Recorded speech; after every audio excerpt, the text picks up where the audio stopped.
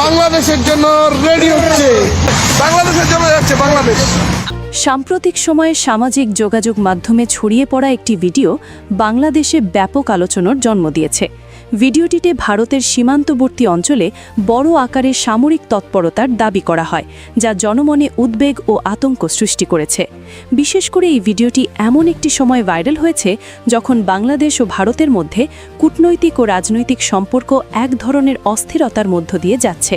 ফলে ভিডিওটির বিষয়বস্তু, সময় এবং প্রেক্ষাপট সব মিলিয়ে সাধারণ মানুষের মধ্যে নানা প্রশ্ন ও আশঙ্কা দেখা দিয়েছে।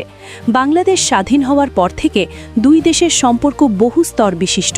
1971 সালের মুক্তিযুদ্ধে ভারতের ভূমিকার কারণে শুরুতে সম্পর্ক ঘনিষ্ঠ থাকলেও সময়ের সঙ্গে সঙ্গে সীমান্ত, পানি বণ্টন, বাণিজ্য ভারসাম্য এবং আঞ্চলিক প্রভাব বিস্তার নিয়ে নানা বিতর্ক ও টানাপোড়েন তৈরি হয়েছে। অনেক বিশ্লেষকের মতে এই সম্পর্ক দীর্ঘদিন ধরেই অসম শক্তি কাঠামোর মধ্যে পরিচালিত হয়েছে, যেখানে ভারতের আঞ্চলিক প্রভাব একটি গুরুত্বপূর্ণ বাস্তবতা হিসেবে বিবেচিত হয়। 2024 সালের অগাস্টে বাংলাদেশে সংগঠিত গণ অভ্যুত্থানের পর এই সম্পর্ক আরও সংবেদনশীল পর্যায়ে পৌঁছায়। অভ্যন্তরীণ রাজনৈতিক পরিবর্তনের প্রভাব শুধু দেশের ভেতরেই নয়, প্রতিবেশী রাষ্ট্রগুলোর সঙ্গেও সম্পর্কের গতিপথে প্রতিফলিত হতে শুরু করে। এই প্রেক্ষাপটে ওসমান হাদির হত্যাকাণ্ড এবং হত্যাকারীর ভারতে পালিয়ে যাওয়ার অভিযোগ দুই দেশের মধ্যে উত্তেজনা বাড়িয়ে তোলে। এই ঘটনাকে কেন্দ্র করে বিভিন্ন গণমাধ্যম ও সামাজিক যোগাযোগ মাধ্যমে আক্রমণ, পাল্টা আক্রমণ ও হুমকির ভাষা ছড়িয়ে পড়ে, যা জনমনে উদ্বেগ আরও বাড়িয়ে দেয়। ঠিক এমন সময়ে একটি ভিডিও ভাইরাল হয় যেখানে দাবি করা হয় যে ভারত বাংলাদেশের সীমান্তে বড় পরিসরের সেনা ও সামরিক সরঞ্জাম মোতায়েন করছে।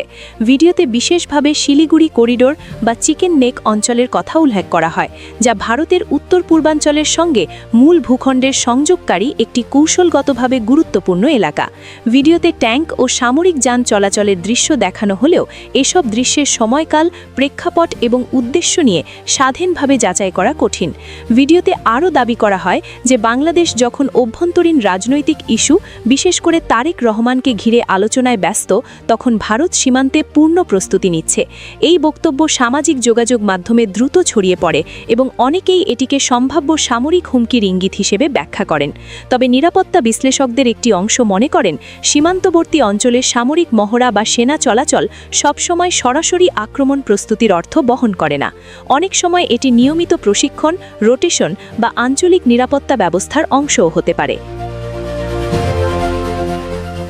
ভারতের উত্তর পূর্ব ও পূর্বাঞ্চলের বিভিন্ন বিমান ঘাঁটি দীর্ঘদিন ধরেই কার্যকর রয়েছে।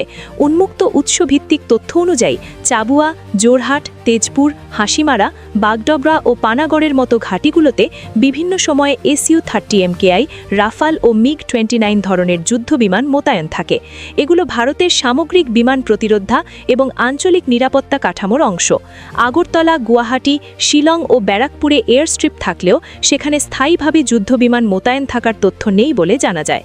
এই সামরিক উপস্থিতির আলোচনার মধ্যেই ভারতের প্রতিরক্ষা গবেষণা ও উন্নয়ন সংস্থা DRDO তাদের নতুন আকাশ NG আকাশ প্রতিরক্ষা মিসাইল ব্যবস্থার ব্যবহারকারী মূল্যায়ন পরীক্ষা সফলভাবে সম্পন্ন করার ঘোষণা দেয়। ওড়িশার চাঁদিপুরে অনুষ্ঠিত এই পরীক্ষায় ভারতীয় বিমান বাহিনীর প্রতিনিধিরা উপস্থিত ছিলেন এবং বিভিন্ন উচ্চতা ও দূরত্বে লক্ষ্যবস্তু ভূপাতিত করার সক্ষমতা প্রদর্শিত হয়। আকাশ NG একটি মধ্যম পাল্লার, সম্পূর্ণ দেশীয় প্রযুক্তিতে নির্মিত ক্যানিস্টার ভিত্তিক mobile surface two air missile system.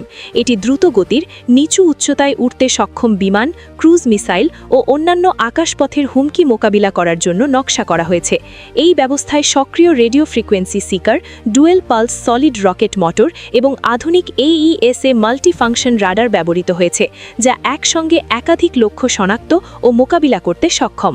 বিশেষজ্ঞদের মতে আকাশ NG ভারতের স্তরভিত্তিক আকাশ প্রতিরোধা ব্যবস্থাকে আরও শক্তিশালী করবে এবং এটি S-400-এর মতো দীর্ঘ পাল্লার সিস্টেমের সঙ্গে সমন্বিতভাবে কাজ করতে পারবে। তবে এটি এখনও ভারতের নিজস্ব প্রতিরক্ষা ব্যবস্থার অংশ এবং এর মোতায়েন বা ব্যবহার স্বয়ংক্রিয়ভাবে প্রতিবেশী কোনো দেশের বিরুদ্ধে তাৎক্ষণিক হুমকির ইঙ্গিত দেয় না। সার্বিকভাবে দেখা যায় বাংলাদেশ ভারত সম্পর্ক বর্তমানে একটি সংবেদনশীল পর্যায়ে অতিক্রম করছে, যেখানে রাজনৈতিক ঘটনা, সীমান্ত নিরাপত্তা এবং সামরিক সক্ষমতা নিয়ে আলোচনা সহজেই জনমনে উদ্বেগ সৃষ্টি করতে পারে। এই ধরনের পরিস্থিতিতে ভাইরাল ভিডিও বা অসম্পূর্ণ তথ্য দ্রুত আতঙ্ক ছড়াতে সক্ষম।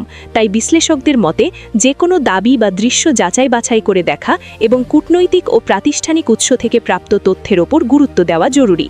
দুই দেশের দীর্ঘমেয়াদী স্থিতিশীলতার জন্য সংযত ভাষা, স্বচ্ছ যোগাযোগ এবং দায়িত্বশীল মাধ্যম ভূমিকা অত্যন্ত গুরুত্বপূর্ণ, এমনটাই মনে করছেন আন্তর্জাতিক সম্পর্ক বিশেষজ্ঞরা।